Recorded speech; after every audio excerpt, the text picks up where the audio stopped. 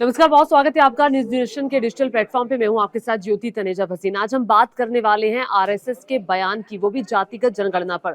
देखिए, आरएसएस ने जातिगत जनगणना की तरफदारी करते हुए एक किस्म से बीजेपी को उस उधेड़बुन से निकाल लिया है कि आखिर वो क्या कहे। अभी तक बीजेपी की तरफ से कोई ऑफिशियल बयान आज तक जातिगत जनगणना को लेकर नहीं आया, लेकिन अब जो आरएसएस का बयान आया है उसके बाद से अब ये स्थिति जो है, तस्वीर जो है, वो साफ होती हुई दिखाई दे रही है।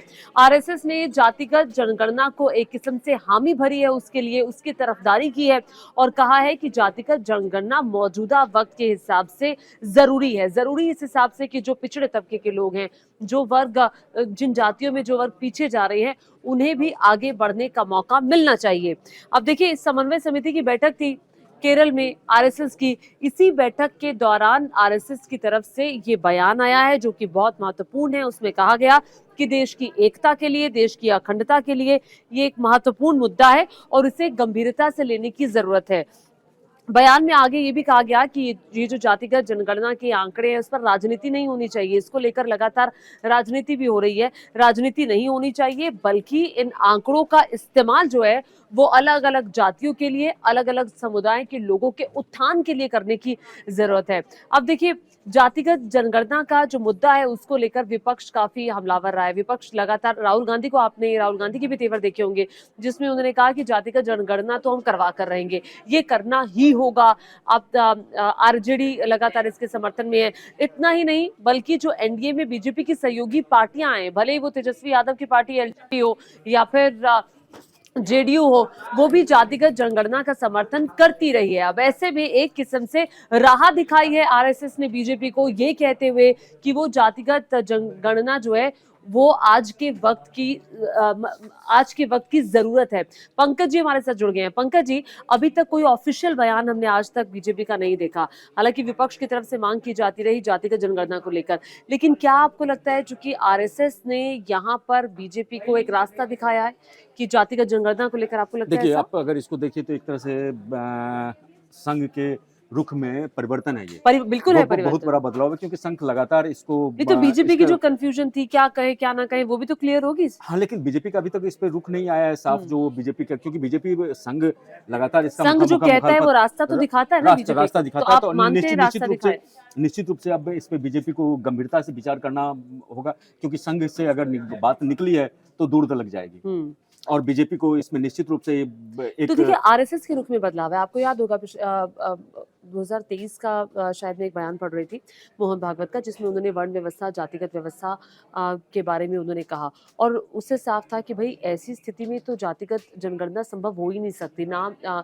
आरएसएस नहीं मानेगा, लेकिन ये जो रुख में परिवर्तन है, इसके पीछे की वजह आपको देखिए, क्या इसके लगती पीछे है? की वजह ये है, देखिए, अगर जो संघ ने कहा है, जिसका इस्तेमाल जो है राजनीतिक उद्देश्य से नहीं होना चाहिए, मकसद जिसका राजनीतिक नहीं, सामाजिक कल्याण और इस पे होना चाहिए। लेकिन आप इसके अगर भीतर आप जाके इसको आप एक अध्ययन करेंगे और इस पे विश्लेषण करेंगे तो आपको पता चलेगा, जो लगातार आरक्षण के मुद्दे पे और इस जातीय जनगणना के मुद्दे पे बीजेपी बैकफुट पे आ रही थी। लोकसभा चुनाव के दौरान जो नुकसान हुआ लोकसभा चुनाव के दौरान जो इंडिया गठबंधन के लोग हैं, खासकर अखिलेश यादव, राहुल गांधी, तेजस्वी यादव, इन लोगों ने इसको काफी मतलब बड़े पैमाने पे उठाया और ये भी कहा, उन्होंने ये भी कहा कि भाई अगर ये पार्टी आ जाएगी तो हो सकता है आरक्षण व्यवस्था वो खत्म कर दे। तो ये जो इम्पैक्ट गया और जो एक संदेश देने की कोशिश इंडिया गठबंधन के नेताओं ने की कि आरक्षण खत्म कर देंगे, ये जातिगत जनगणना नहीं चाहते, ये नहीं चाहते कि जातियों के, अलग अलग जातियों का उत्थान हो, जो जातियां उस मेन धरने पर नहीं आई है, तो कहीं ना कहीं यहाँ पर बीजेपी बचना चाहेगी। और जाहिर तौर पर अगर इंडिया गठबंधन इतना ज्यादा प्रमुखता से कह रहे हैं, आपको याद होगा कि पार्लियामेंट में आपने राहुल गांधी का वो बयान देखा होगा जब वो कह रहे हैं कि हम तो जातिगत जनगणना करवा कर रहेंगे। हाँ। कोई रोक सके तो रोक लो, आपको याद है? उसके बाद उन्होंने एक और चीज कहा, जो आप नहीं करेंगे तो दूसरा प्रधानमंत्री कोई करेगा। हाँ। तो इस मुद्दे पे विपक्ष काफी मुखर, आरक्षण के मुद्दे पे और इसके मुद्दे पे विपक्ष काफी, जातीय जनगणना पे विपक्ष काफी मुखर रहा है और लोकसभा चुनाव में उसको काफी हद तक फायदा भी मिला है और उस मुद्दे को वो छोड़ने के लिए विपक्ष तैयार नहीं है। तो चौतरफा अब उसको मुझे लगता है बीजेपी समझेगी, क्योंकि जो चीज विपक्ष के पक्ष में जाती हुई दिखाई दे रही है, चूंकि आप देखिए, अगर ओबीसी, SC, ST जो वोट छिटका हालांकि बीजेपी के साथ बहुत रहा है, 2014-2019 में उनको निश्चित रूप से 2024 हाँ, में मिला, तभी तो 2024 में इतना भी मिला, मेजॉरिटी तभी उनको इतनी आया। सीटें आई है।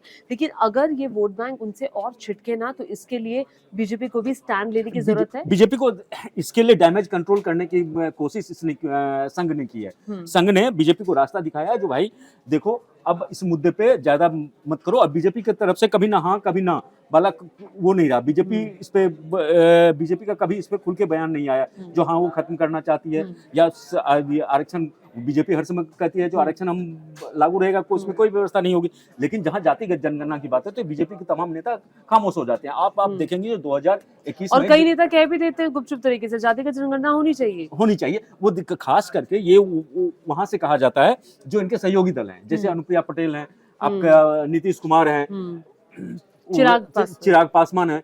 तो पार्टी में एनडीए गठबंधन में भी इस मुद्दे को लेके और खास अब आप करके बच में नहीं पाएंगे ना, अब आप सहयोग के साथ चल रहे हैं, अब आपकी सहयोगी मांग कर रहे हैं। नहीं, टीडीपी कह रही है, आपने चंद्रबाबू नायडू भी कह रहे हैं कि भैया जातिगत जनगणना होनी चाहिए। आप कहाँ समझाएंगे आपने अभी सहयोगियों को? कहा जो बीजेपी के कुछ नेता हैं वो दबे जुबान से वो भी इसकी मतलब समर्थन करते हैं। तो इसलिए अब बीजेपी के पास अब दूसरा कोई मुद्दा नहीं है, मतलब इससे बचने का अब रास्ता नहीं है। बीजेपी ने ये संघ ने उनको एक रास्ता दिखाया है जो हाँ इससे करवाओ, लेकिन संघ ने चेतावनी दी है, नसीहत कुछ दी है जो संघ का जो संघ ने कहा है कि भाई इसका पॉलिटिकल फायदा नहीं उठाना चाहिए। तो आपको क्या लगता है कि जो आने वाला सेंसस है, नहीं वो तो मान लीजिए पॉलिटिकल फायदा नहीं उठाना चाहिए, नहीं बात सुनिए उस लिहाज से क्या आपको लगता है कि फ्यूचर में जातिगत जनगणना बाई चांस सरकार मान जाती है तो उसके आंकड़े रिवील नहीं होंगे, वो उनके उत्थान के लिए, उनको आगे बढ़ाने के लिए इस्तेमाल होंगे आंकड़े? नहीं देखिए, अगर ये होता है तो विपक्ष का मांग रहेगा जो भाई आपके सार्वजनिक उसको कीजिए। हाँ। क्योंकि कई ऐसे जैसे स्वामीनाथन कमेटी की रिपोर्ट हम देखते हैं तो उस पे वो लोग बोल रहे हैं स्वामीनाथन कमेटी की रिपोर्ट अभी तक नहीं आई, जो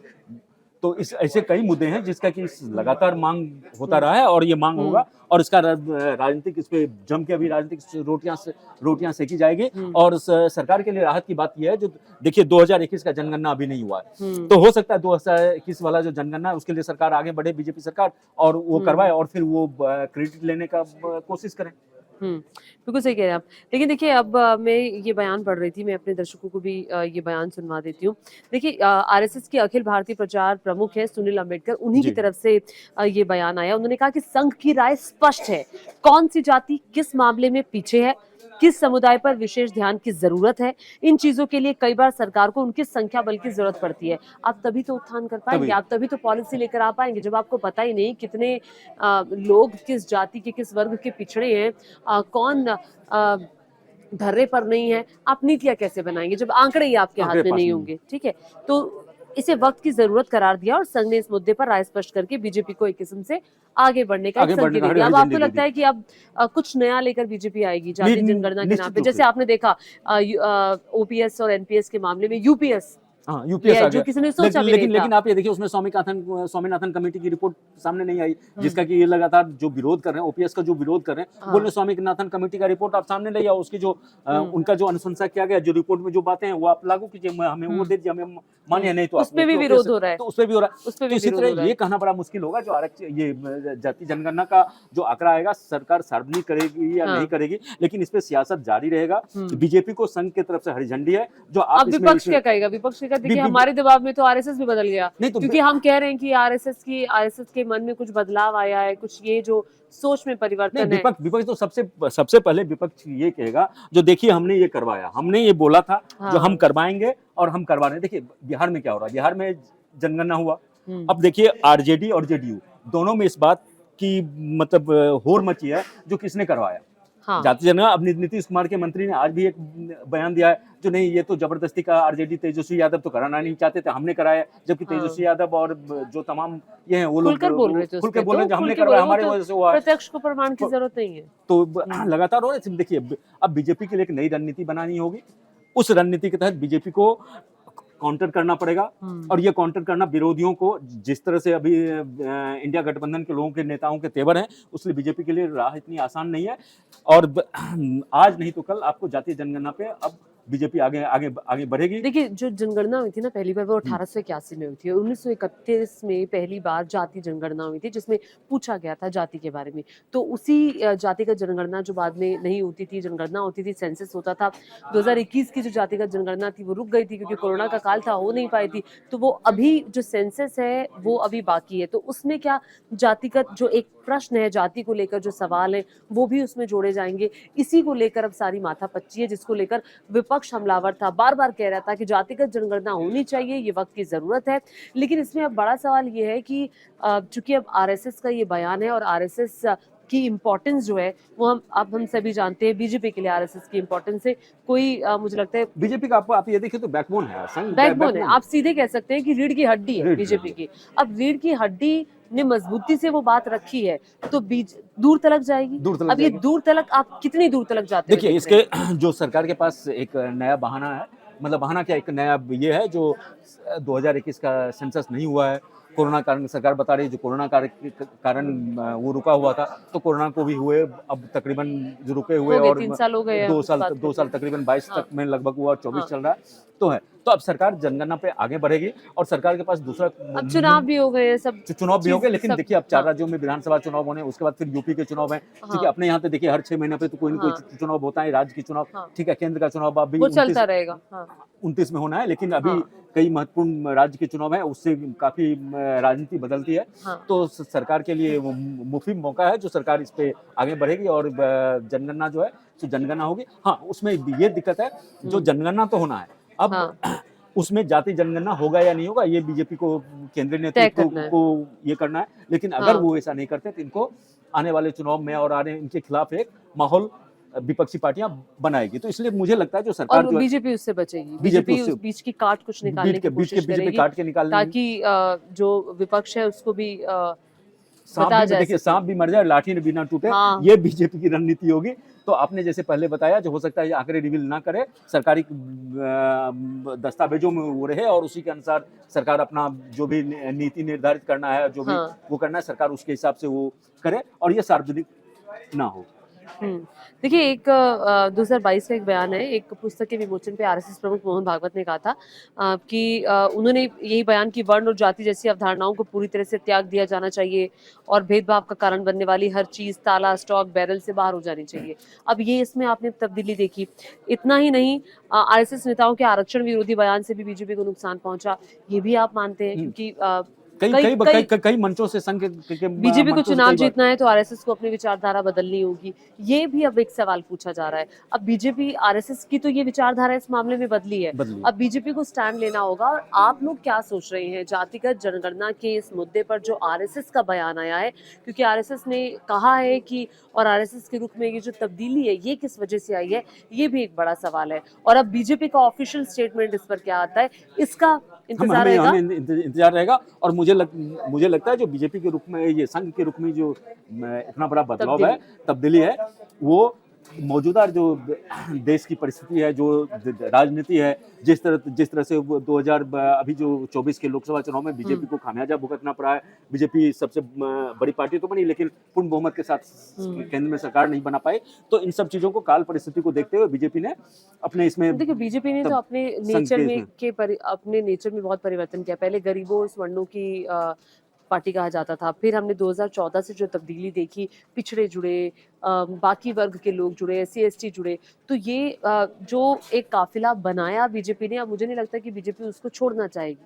देखिए तो अगर विपक्ष हमलावर होता है। निश्चित रूप से देखिए, बीजेपी का जो पूरी राजनीति आप देखिए, तो पूरी राजनीति जब से बीजेपी का हुआ और 1989 में जब राम मंदिर के लिए, 88-89 में जब राम मंदिर के लिए आंदोलन चला, तो उसके बाद से बीजेपी की जो राजनीति थी, एक राम मंदिर के इर्द गिर्द थी। लेकिन राम मंदिर बन जाने के बाद, उसके बाद आप देखते हैं लोकसभा चुनाव हुआ। लोकसभा चुनाव में वो मुद्दा उस तरह से काम नहीं किया जिस तरह से बीजेपी को अयोध्या भी आप हार गए। अयोध्या भी आप हार गए। तो अब जो है, सो अब एक नई नीति का नया देखते हैं, अब ये वही देखना होगा कि क्या एक स्टेटमेंट। जरूरत है। और हाँ। इसमें इस मुद्दे पे जो जिस तरह से आपने अपने वोटर को कलेक्ट किया था, एक मतलब हाँ, अम्ब्रेला एक काफिला जो बनाया था के वही आप, बात हो गई। हाँ, आपने जो अम्ब्रेला बनाया, अब वो आप चाहते नहीं आप ना कि बाकी लोग निकलें बाकी उससे, निकल आप उसी के अंदर सब उसको समेटे रहे। छिटकना बिल्कुल, नहीं वही देना देखने चाहते, वाली तो बात उसी होगी का उसी की कि कवायद है। बीजेपी का ऑफिशियल स्टेटमेंट इस पर क्या आता है। इंतजार रहेगा इस बात का, और बाकी खबरों के अपडेट के लिए आप लगातार देखते रहिए न्यूज नेशन का digital platform. Thank you. News nation अब व्हाट्सएप पर खबरों की ताजा अपडेट के लिए न्यूज नेशन के इस क्यूआर कोड को स्कैन करें